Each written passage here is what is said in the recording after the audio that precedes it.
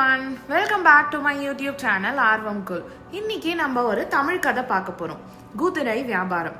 ஒரு நாள் விஜயநகர அரசு கிருஷ்ணதேவராயரோட அரசவைக்கு ஒரு வியாபாரி வந்தானா. அவன் கையில ஒரு அழகான குதிரை இருந்துதான். அவன் என்ன சொன்னானா, இது அரேபியாவிலேருந்து வந்த குதிரை மன்னா, இதோட விலை 5000 பொற்காசுகள். என்கிட்ட இது மாதிரி இன்னும் 2 குதிரை இருக்கு அப்படின்னானா. அப்போ கிருஷ்ணதேவராயர் அதை ஆச்சரியமா பார்த்தாராம். அவன் என்ன சொன்னானா, முன்பணம் நீங்க கொடுத்தீங்கன்னா அந்த 2த்தையும் நான் கொண்டு வரேன் அப்படின்னு அந்த வியாபாரி சொன்னானா. கிருஷ்ணதேவராயருக்கு குதிரைகள்லாம் ரொம்ப பிடிக்குமா. அதனால அவர் ஒரு நிமிஷம் கூட யோசிக்காம 15000 பொற்காசுகளை அந்த வியாபாரி கிட்ட கொடுத்துட்டாராம். ஒரு வாரத்துல நான் இன்னும் 2 குதிரைய எடுத்துட்டு வரேன்னு சொல்லிட்டு அந்த வியாபாரி கிளம்பி போயிட்டானாம். நாட்கள் ஓடிச்சான். ஆனா அந்த வியாபாரி திரும்ப வரவே இல்லையா.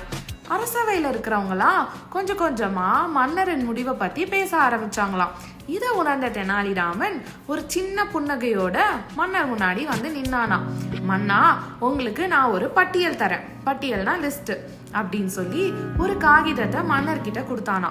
அதுல என்ன எழுதி இருந்தது தெரியுமா? ராஜ்யத்தின் மிகப்பெரிய முட்டாள்கள் அப்படின்னு தலைப்பு எழுதி அதற்கடியில மன்னரோட பேர் தான் முதல்ல இருந்தது.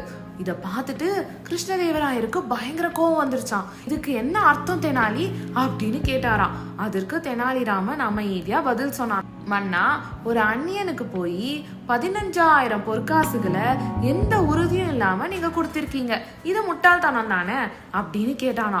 அதற்கு அந்த மன்னர், நான் கேட்ட மாதிரி அவன் 2 குதிரைகளை கொண்டு வந்துட்டானா என்ன செய்வ அப்படின்னு கேட்டாராம். அதுக்கு தெனாலிராமன் சிரிச்சபடியே சொன்னானா, அப்படியே அவன் திரும்ப வந்தானா 15000 பொற்காசுகளை வாங்கிட்டு திரும்ப வரியேன்னு சொல்லி அந்த காகிதத்துல பேரை அழிச்சிட்டு அவன் பேரை முதல் இடத்துல எழுதிடுவேன் அப்படின்னானா. அதை கேட்டுட்டு அரசவையில இருக்க எல்லாரும் பயங்கரமா சிரிக்க ஆரம்பிச்சிட்டாங்களாம். மன்னருக்கும் சற்று வெக்கமா இருந்துதான். அவரும் சிரிக்க ஆரம்பிச்சிட்டாராம். தெனாலிராமனின் புத்திசாலித்தனத்தை அவர் பாராட்டினாராம். இதுல இருந்து நமக்கு என்ன தெரியுது? அந்நியர்களை பண விஷயத்துல எளிதா நம்ப கூடாதுன்னு தெரியுது. உங்களுக்கு இந்த மாதிரி கதைகள் பிடிச்சிருக்கு, இந்த மாதிரி கதைகள் உங்களுக்கு இங்கிலீஷ்லயும் தமிழ்லயும் நிறைய வேணும்னு நினைச்சீங்கன்னா என்னோட சேனலுக்கு சப்ஸ்கிரைப் பண்ணுங்க. இந்த வீடியோ உங்களுக்கு பிடிச்சதுன்னா ஒரு லைக் கொடுங்க. உங்களோட கமெண்ட்ஸையும் கீழே கொடுங்க. நன்றி. உங்க எல்லாரையும் நெக்ஸ்ட் வீடியோல சந்திக்கிறேன்.